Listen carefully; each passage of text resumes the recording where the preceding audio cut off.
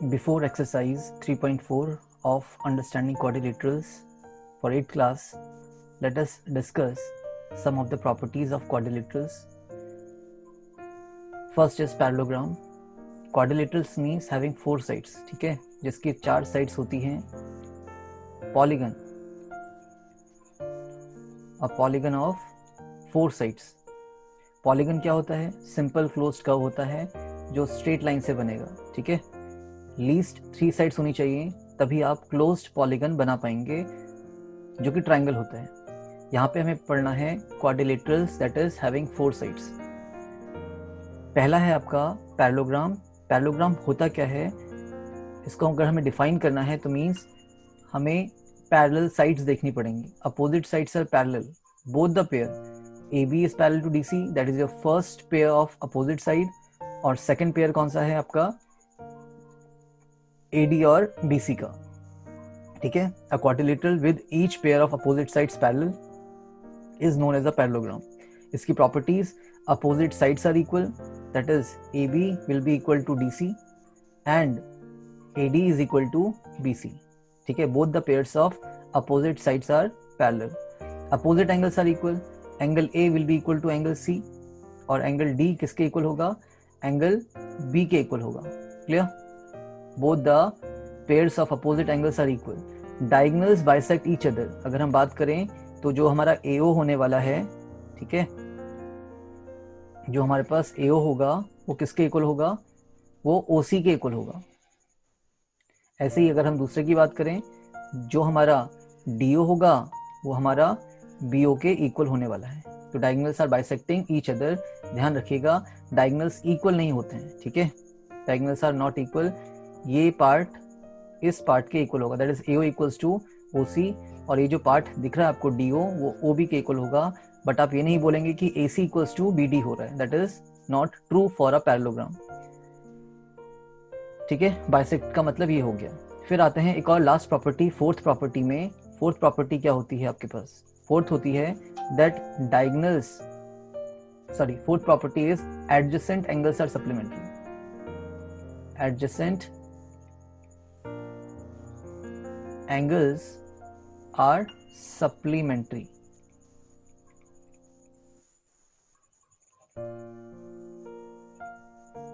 अब इसको जरा हम लॉजिकली लिखें तो हमारा जो AB होगा that is parallel to DC and AD is parallel to BC. ये हमने फर्स्ट प्रॉपर्टी पढ़ी अपनी, that is our first property. Second property, opposite angles are equal, तो angle A will be equal to angle C हमने बोला था. और दूसरा क्या होगा? Angle D will be equal to angle B. Opposite angles are equal. Third property, diagonals bisect each other, that is AO equals to OC and BO equals to OD. और fourth property क्या हो जाएगी हमारी? That adjacent angles are supplementary, है ना. तो angle A plus angle B बोल दीजिए 180 के इक्वल होगा. एडजेसेंट एंगल्स मतलब जो आपस में जुड़े हैं, अपोजिट नहीं हो रहे हैं. A और B की हमने बात कर ली. इसी तरीके से हम क्या लिख सकते हैं? We can say angle A plus angle D also 180 degree. ये भी हमारे एडजेसेंट एंगल्स हैं, एंगल A के साथ एंगल D.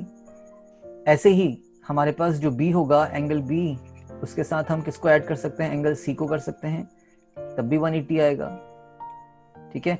और लास्टली हम what we can say, angle C के साथ हम एंगल D को भी ऐड कर देंगे, angle C plus angle D, तो भी कितना मिलेगा? 180 मिलेगा. तो इनको हम बोलते हैं adjacent angles are supplementary. Parallelogram की प्रॉपर्टीज हमने देख ली. आते हैं नेक्स्ट में, दैट इज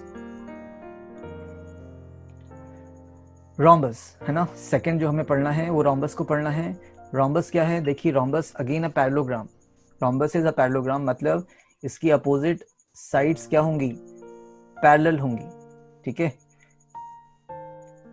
ये पैरेलल होगी. All the properties of parallelogram, अभी तक हमने जितनी प्रॉपर्टीज पढ़ी हैं, 4 प्रॉपर्टीज ऑफ पैरेललोग्राम, उन सबको अप्लाई कर सकते हैं. यहाँ पे एक्स्ट्रा क्या आ गया कि diagonals are perpendicular to each other. जो डायगोनल्स होंगे वो परपेंडिकुलर होंगे, मतलब जो हमारे पास PR होने वाला है, ठीक है, जो हमारे पास क्या होगा? PR होगा. और जो हमारे पास क्या होने वाला है? एस क्यू होने वाला है, ये आपके परपेंडिकुलर होते हैं, मींस ये 90 डिग्री बनेंगे यहाँ पे, ठीक है। जो एंगल दिख रहा है आपको यहाँ पे बीच में, ये सब 90 होगा, ये 90, ये 90, साथ में आपके पास ये भी 90 और ये भी 90, ठीक है। All the angles at the centre are of 90 degree. Clear है?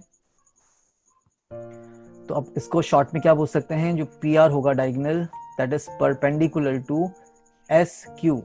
परपेंडिकुलर का साइन उल्टा टी बना दीजिए, दैट मीन्स परपेंडिकुलर 90 डिग्री। बहुत इजी है, प्रॉपर्टीज जितनी भी होंगी पैरेललोग्राम की सब फॉलो करेगा आपका रोम्बस। साथ में एक एक्स्ट्रा प्रॉपर्टी आ गई कि डायगोनल्स आपके परपेंडिकुलर होंगे, ध्यान से, ठीक है। नेक्स्ट में आगे बढ़ते हैं। नेक्स्ट हमारे पास रेक्टेंगल और स्क्वायर, एक साथ देख लेते हैं इनको। क्या होता है रेक्टेंगल में, a parallelogram with right angle, एक राइट एंगल अगर पैरेललोग्राम में हो रहा है तो हमारे पास सब 90 डिग्री होंगे। अपोजिट एंगल्स आर इक्वल बोलते थे और एडजेसेंट एंगल सप्लीमेंट्री होते थे। तो देखिए 90 + 90 तभी 180 बनेगा, तो सारे ही एंगल्स आपके 90 डिग्री के होंगे अगर पैरेललोग्राम में, तो वो हमारा राइट एंगल हो जाता है। एक भी एंगल 90 होगा तो भी वो राइट एंगल सभी बन जाएंगे और हमारा वो रेक्टेंगल हो जाएगा, कौन, parallelogram. So all the properties of a parallelogram, each of the angles is a right angle, ठीक है, और डायगोनल्स आर इक्वल। अब डायगोनल्स इक्वल हो जाते हैं, क्या हो जाएंगे यहाँ पे, डायगोनल्स आपके इक्वल हो जाते हैं, ठीक है। रोम्बस की प्रॉपर्टी फॉलो नहीं करेगा ये, ध्यान रखिएगा कि आप ये नहीं बोलेंगे कि डायगोनल्स आपके परपेंडिकुलर होते हैं, डायगोनल्स इक्वल होते हैं। दैट इज अगर मैं के एम की बात करूं तो that will be equal to L N, ठीक है। ये जो हमारा डायगोनल के एम होगा वो एन एल के इक्वल होगा, बट यहाँ पे आपका 90 नहीं बनेगा। इजी है, नोट कर लेंगे इसको आप। आगे बढ़ते हैं। नेक्स्ट हमारा है स्क्वायर। स्क्वायर में क्या होगा, all the properties of a parallelogram, rhombus and rectangle, सबकी प्रॉपर्टी ये फॉलो करेगा स्क्वायर।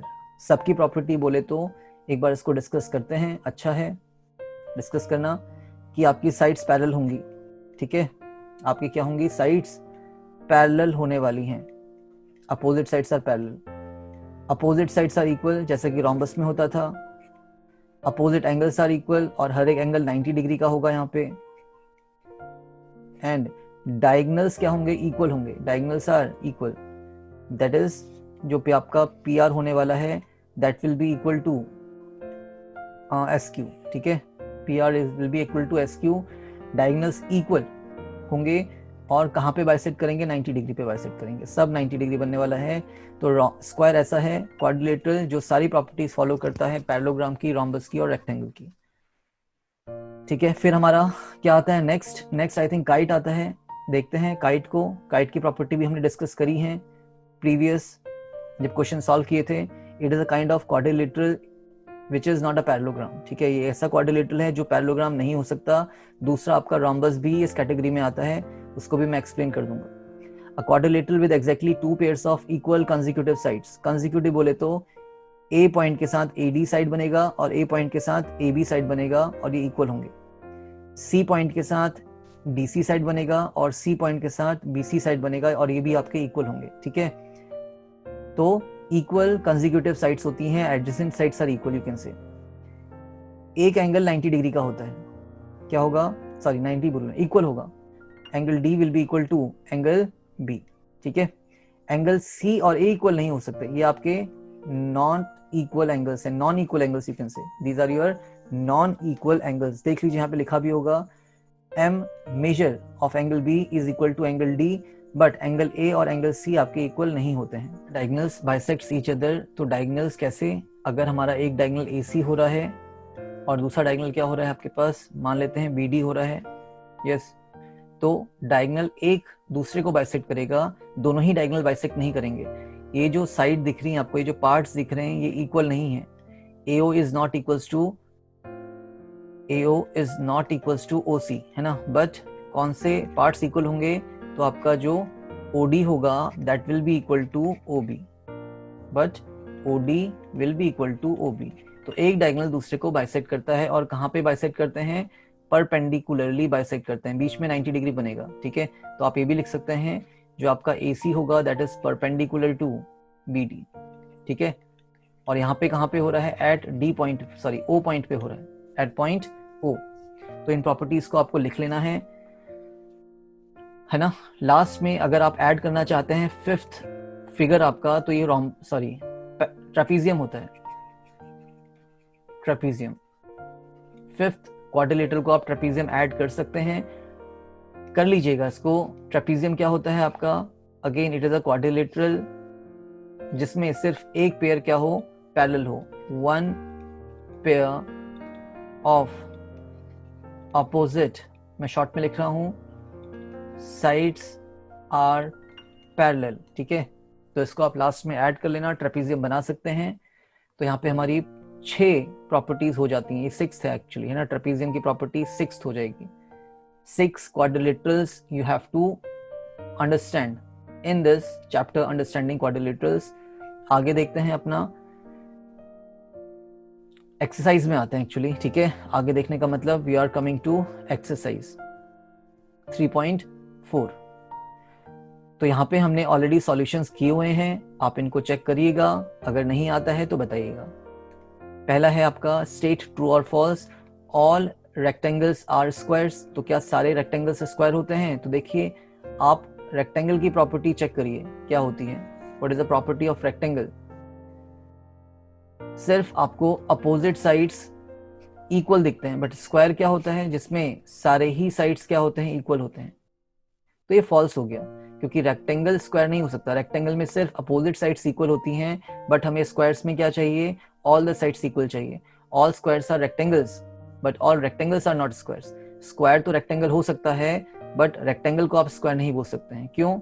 क्योंकि अगर मैं स्क्वायर को चेक करूंगा तो मैं बोल सकता हूं ना कि अपोजिट साइड्स मेरे क्या हुए हैं, इक्वल हैं, सभी साइड्स इक्वल हैं भले ही, बट हमें क्या चाहिए, हमें रेक्टेंगल में स्क्वायर को फिट करना है।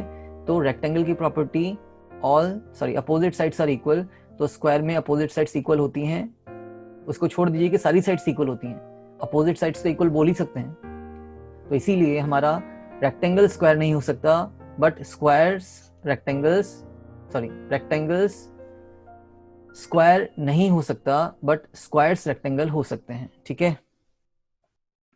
सेकंड में आते हैं, ऑल रोम्बसेस आर पैरेललोग्राम। तो दैट इज ट्रू। रोम्बस क्या होते हैं, पैरेललोग्राम्स तो होते ही हैं, ठीक है, बिकॉज रोम्बस क्या करता है, सारी ही प्रॉपर्टीज को फॉलो करता है, किसकी, पैरेललोग्राम की। फर्स्ट पार्ट में भी हम ये लिख सकते थे कि रेक्टेंगल स्क्वायर इसीलिए नहीं है क्योंकि रेक्टेंगल स्क्वायर की प्रॉपर्टी फॉलो नहीं करता है, ठीक है।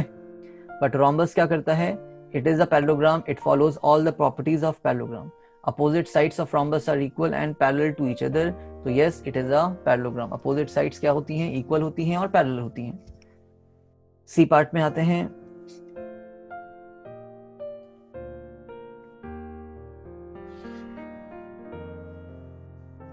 All squares are rhombuses and also rectangles. क्या सारे स्क्वायर्स रोम्बस होते हैं? Yes, it is true. And also rectangles, क्या स्क्वायर रेक्टेंगल होते हैं? हमने ए पार्ट में देखा था इसको, यस होते हैं। तो ये आपका ट्रू हो जाएगा।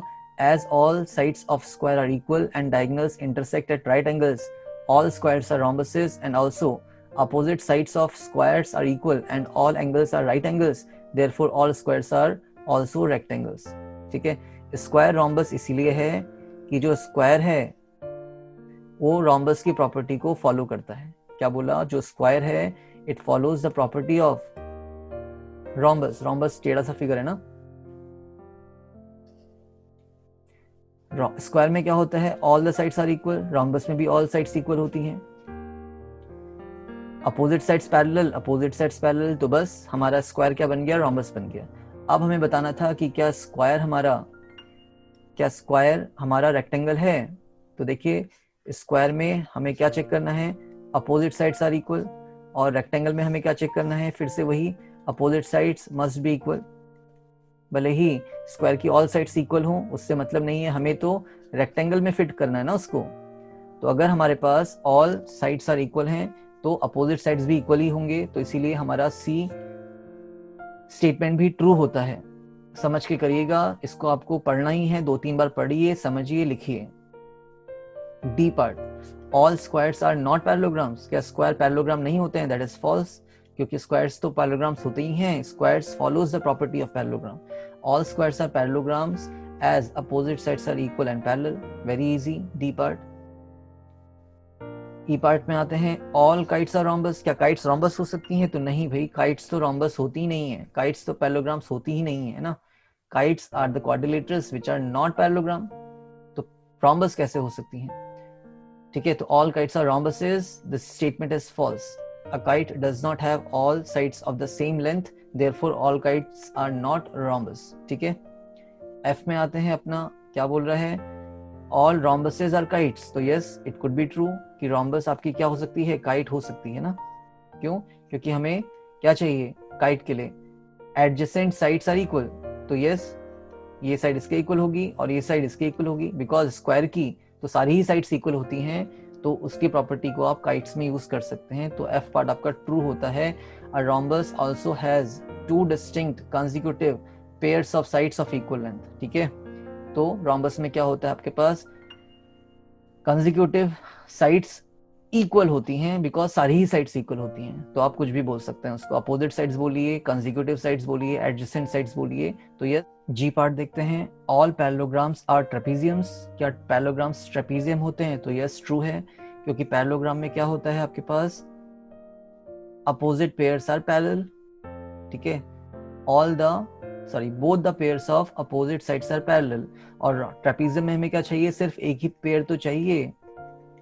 तो अगर हमें दोनों ही पेयर मिल रहे हैं पैरेलल, तो एक पेयर भी पैरेलल ही कह सकते हो. तो yes, all parallelograms are trapezium. क्यों?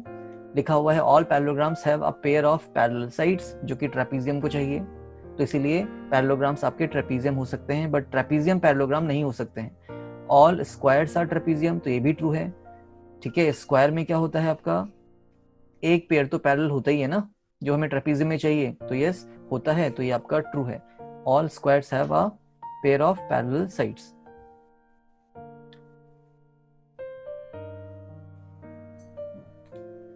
तो पॉज करिएगा यहाँ पे आप अपने वीडियो को और इन स्टेटमेंट्स को लिखिए, समझिए. जो नहीं आता है कमेंट सेक्शन में बताइए, तो मैं उसको दोबारा एक्सप्लेन कर दूंगा.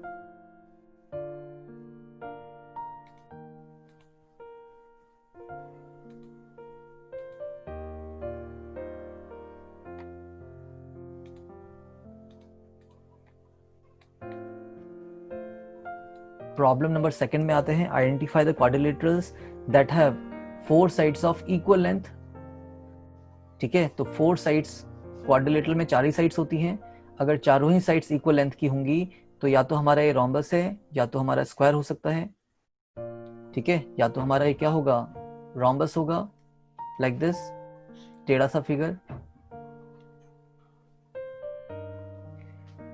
या तो हमारे पास ये स्क्वायर होगा.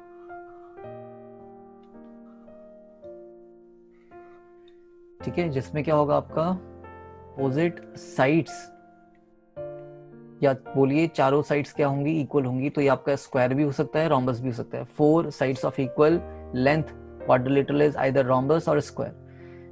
बी पार्ट क्या बोल रहा है इसका? 4 राइट एंगल्स. तो 4 राइट एंगल्स किस में दिखते हैं हमें? या तो हमें ये दिखेंगे किस में? रेक्टेंगल में, या तो हमें दिखेंगे ये अपने स्क्वायर में. ठीक है, सारे एंगल्स 90 डिग्री होते हैं, स्क्वायर में भी और रेक्टेंगल्स में भी. तो नोट करिए इसको भी आप लोग.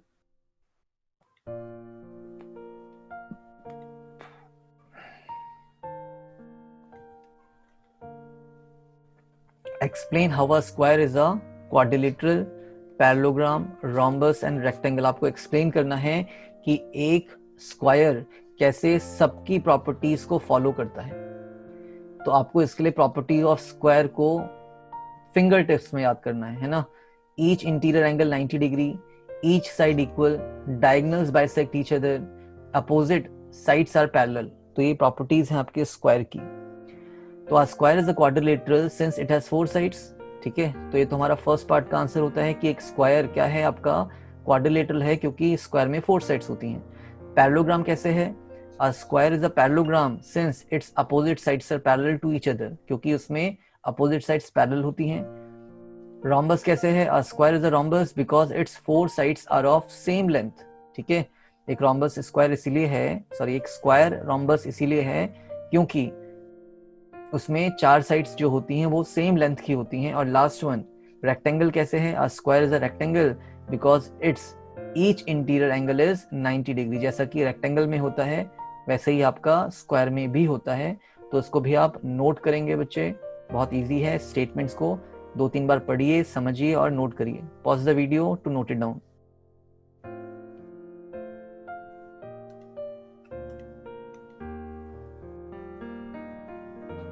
Fourth, name the quadrilateral whose diagonals bisect each other. ऐसा क्वाड्रिलेटरल बताइए जिसके डायगोनल्स क्या करें? बाइसेक्ट करें।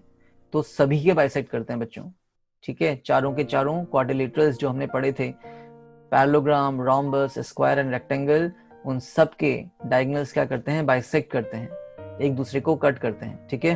तो पहले का आंसर है हमारे पास सब चीज, पैरेललोग्राम भी है, रोम्बस भी है, स्क्वायर भी है और रेक्टेंगल, इन सब के डायगोनल्स बाइसेक्ट करते हैं। Second part, are perpendicular bisectors of each other. अब परपेंडिकुलर बाइसेक्टर किसके होते हैं? ये होते हैं आपके पास रोम्बस के और स्क्वायर के। The diagonals of a rhombus and square act as perpendicular bisectors, ठीक है। स्क्वायर के और रोम्बस के डायगोनल्स परपेंडिकुलर बाइसेक्टर होते हैं। स्क्वायर तो सबकी ही प्रॉपर्टी फॉलो करता है। रोम्बस में क्या था हमारी प्रॉपर्टी? यही फिफ्थ प्रॉपर्टी थी कि उसके जो डायगोनल्स होते हैं वो 90 डिग्री पे कट करते हैं। तो स्क्वायर के भी कट करते हैं, रोम्बस के भी कट करते हैं। तो सेकंड पार्ट का आंसर ये रहा।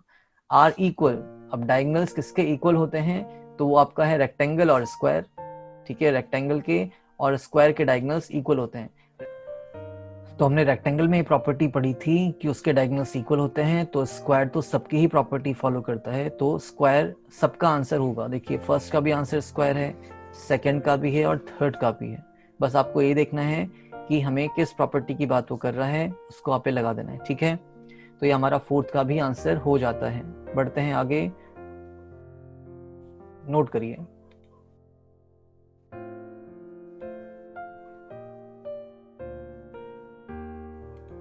Fifth part, explain why a rectangle is a convex quadrilateral. अब देखिए आपको यहाँ पे कॉन्वेक्स क्वाड्रिलेटरल की डेफिनेशन आनी चाहिए।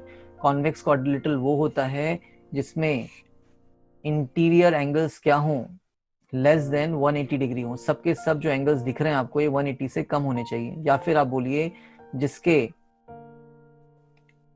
जो वर्टेक्स हैं उस क्वाड्रिलेटरल के वर्टेक्स जो बाहर की तरफ निकले हों, ठीक है।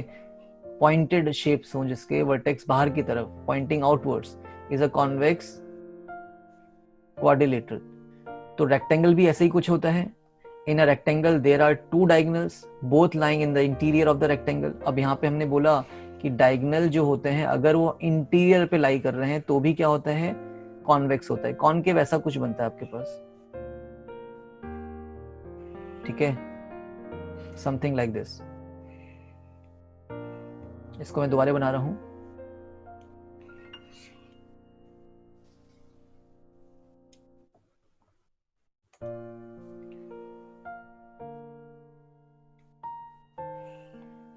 Something like this, pointing inwards.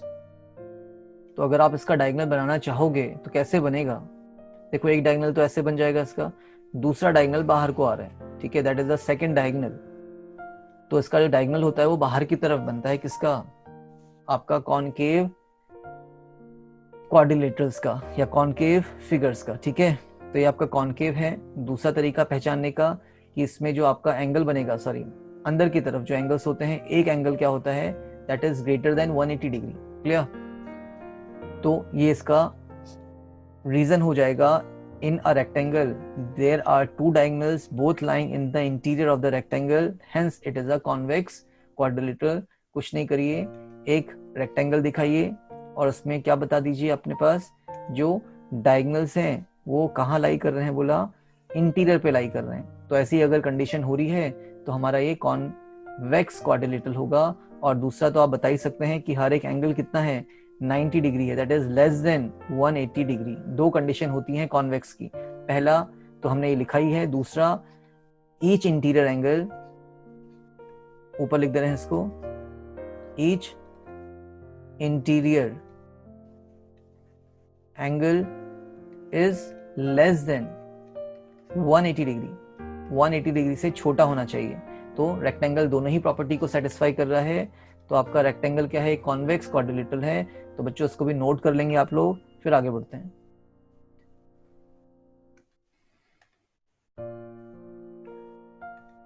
Sixth question को देखते हैं। अच्छा क्वेश्चन है ये भी। ABC is a right angle triangle. ठीक है, जो एबीसी है आपके पास बस वही ट्राइंगल दिया हुआ है बोला। ठीक है,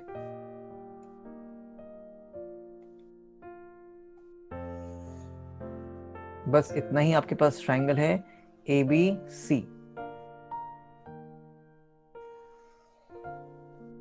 एक राइट एंगल ट्राइंगल है। तो राइट एंगल ट्राइंगल क्या करता है, ये आपका 90 बनाता है। यस, तो यहाँ पे बी पे 90 डिग्री हो रहा है।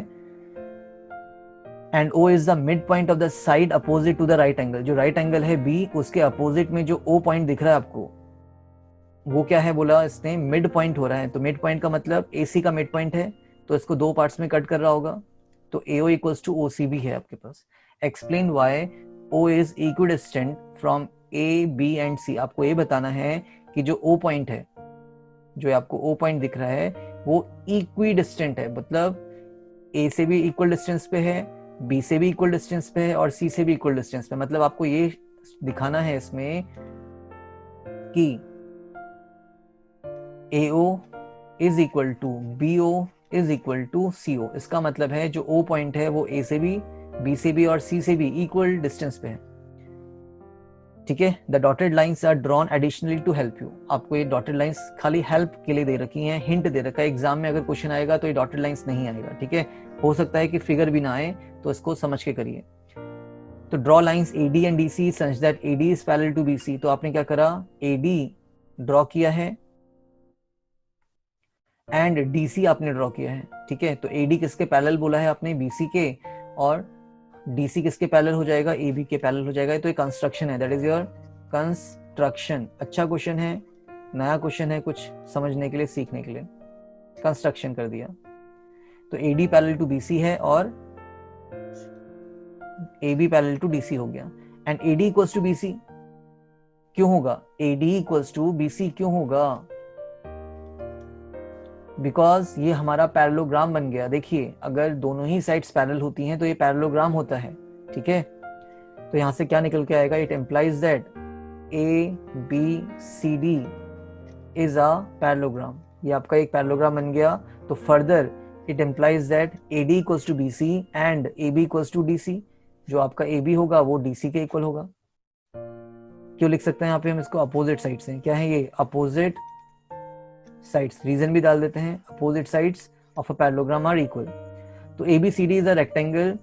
अब ABCD रेक्टेंगल कैसे बन गया, as opposite sides are equal and parallel to each other and all the interior angles will be of 90 degree. Because ये आपको 90 दे रखा था, तो अपोजिट एंगल्स तो सारे ही इक्वल होंगे ना, तो ये भी 90 होगा। और अगर ये 90 है तो इसका एडजेसेंट एंगल्स कितना होगा, 90 प्लस 90 180 होना चाहिए। तो सब एंगल्स कितने हो जाएंगे, 90 डिग्री के हो जाएंगे। तो यहां तक आपका ये फर्स्ट पार्ट रीजन का होता है। In a rectangle diagonals are equal. अब देखिए रेक्टेंगल में क्या होते हैं, डायगोनल्स इक्वल होते हैं।